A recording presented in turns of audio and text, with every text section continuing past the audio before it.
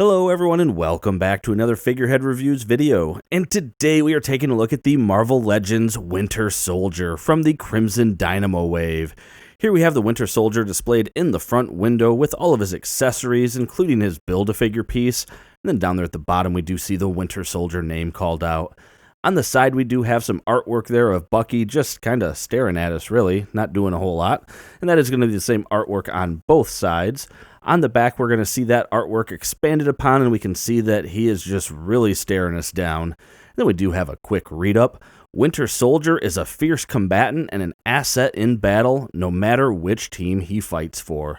Then we do have all the other figures needed in this wave to complete the Crimson Dynamo Build-A-Figure. At the very bottom, we do have the UPC code, so you can check with your local retailer to see if they have this in stock. But enough about that. Let's get this open and take a look at the Winter Soldier.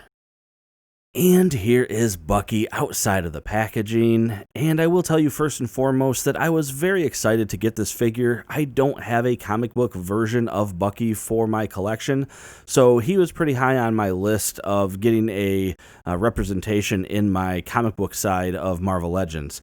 So I really wanted this to be a great figure, and it's a good figure, and I'll go into, of course, some of the details on why I only think it's a good figure, but there would have been a few simple decisions that they could have made that would have made this figure just even a little bit better, and unfortunately, they just didn't do it. So I do have my gripes, and we'll certainly go over that when we do the close-up looks here.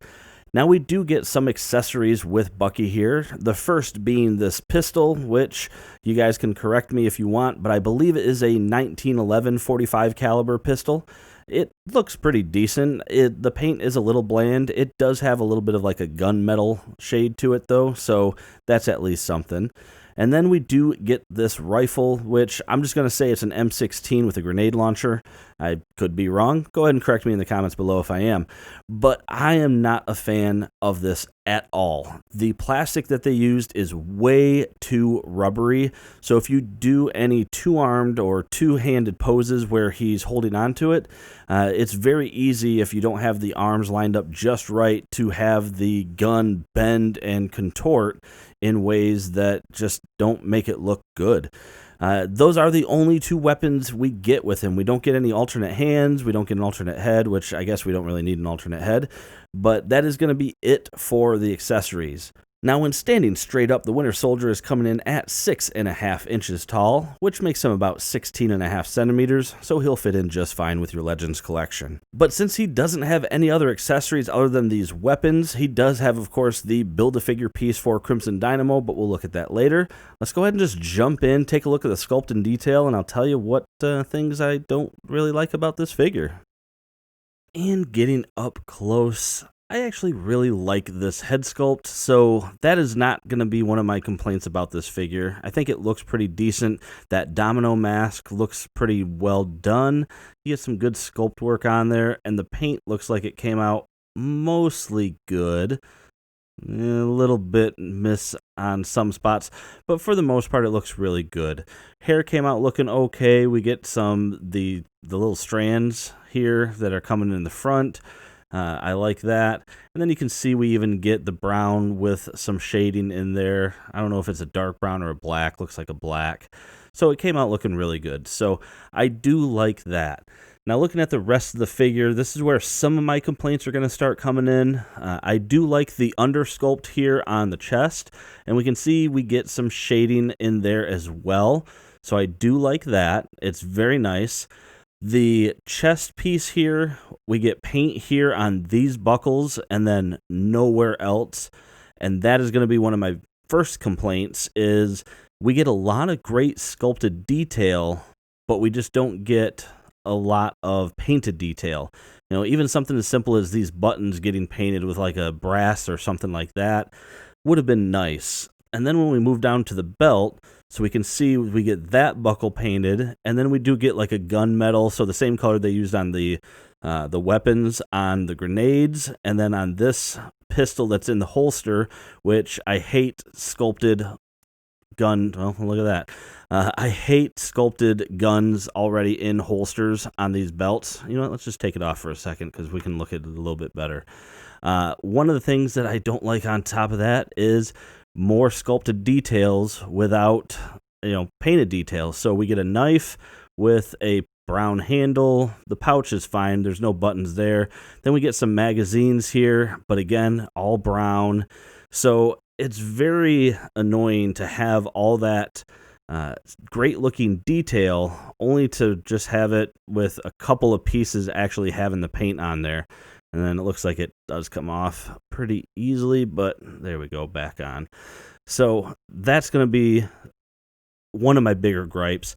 I'm also not a fan of the light brown and then the dark brown being used on the other two pieces. I mean, it's not completely off-putting, but I think it would have looked better if they were matching, maybe. I don't know. I guess that's hard to say, but certainly the painted details. And then down here, just while we're at it, we do get these two magazines painted with that same gunmetal that we saw, but now we don't have any paint on any straps or anything like that. Like, we got the little clips there with nothing on it. I don't think we would have seen the straps there on the ties or, the tightening pieces, but that's going to be one of my real drawbacks, is going to be that. Now, looking at the arms, they came out pretty good. I like the sculpt work there. Flesh tone looks good on the hands. We get like the fingerless gloves. Yeah, I mean, that's okay. But one of my complaints here on this hand in particular is we get the standard hinge on it for this direction. I would have much preferred the ulnar and radial motion with these types of hands. Any character that's meant to hold specifically a rifle is so much easier to pose when you can have that up and down movement as opposed to this back and forth. So I really wish we would have gotten a different hinge with him. That is one of my biggest complaints for the articulation. Paint on the arm, not bad. Gets a little splotchy there in the blue, but otherwise pretty good. And the details on the arm came out really well done.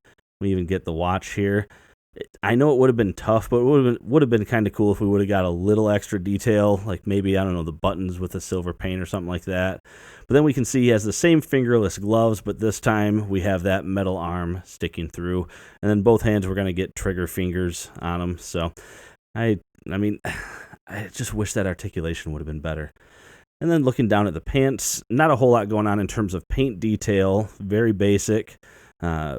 Well, no paint actually, but I do like the sculpt on here. They look baggy. I like how they, I like how it matches with the rest of the outfit in terms of looking at like a full costume there. And then he's going to have these combat boots, which no real complaints there. Combat boots are typically all black. I love we even get some good sculpted detail down there on the bottom. So that's going to be really, as far as the paint and sculpt goes, it just seems like a lot of wasted effort here to sculpt some details that we're just not highlighting in any way. Now, looking at the articulation, so one of the things that is kind of unique on this figure is, there we go, he doesn't have your typical hinge joint. I was kind of surprised. I went to push his head back, and I was like, I'm not getting much motion on that. And yeah, he doesn't have a hinge. It's just going to be that dumbbell there. Now, that's not to say that it's super limiting. He can look down a fair amount. Looking up, that's where it becomes problematic. To be fair, the hair probably would have had a problem with that too. And then because it is on that dumbbell, you get some back and forth that you can do there. Stick his jaw way out if you wanted to. And of course, it does do a full 360, and you even have a little bit of side to side there. So not too bad. Arms can come up a good full 90 degrees, full rotation. You do have a bicep swivel, double jointed elbows, and then you do have the rotation and hinge on each wrist. Like I said, I just wish we would have gotten that other type of hinge there. You have an ab crunch that can go down not very far, go back pretty decent, and it looks like the sculpt work continues there. I really do like the shading though. I don't know if I pointed that out. I think I did, but it looks really good. Then you do have a waist rotation, legs that can come apart, not too bad. You have a kick forward quite a ways. Sorry, I forgot what direction I was going there. Backwards, not much at all. Upper thigh cut, a very stiff double jointed knee, but it works pretty well there, nice and deep. And then he is going to have a hinge and ankle pivot. There is no boot cut there, even though it kind of looks like there would be. And that is going to do it for this review, everyone. So overall, I mean, I'm not completely disappointed with this figure. I'm slightly disappointed with this figure. If I can get him to balance again, I don't think I will. The sculpt on it is solid. I just wish we would have had a bit more effort in the paint, specifically with the buckles and belts and things like that. This rifle, I don't think I'm even going to use. It's just the flexibility on it, and I don't know, I don't like that really at all. In retrospect, as I've been kind of posing him around, I look at this hand here in this particular pose, and I wish that could have been a fist. Like, maybe I would have actually traded this for a pair of fisted hands or even just a metal arm fisted hand, just so that I could have some punching and fighting poses, so that we could have a little bit more representation of some hand-to-hand combat with them. I think that would have been kind of cool.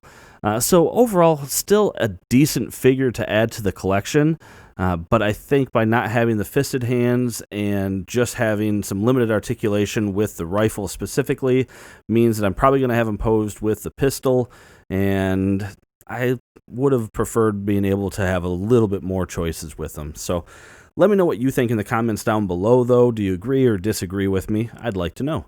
But if you like this review either way, hit that thumbs up. Make sure to subscribe for more content just like this. And as always, thanks for watching my video, and have a great day.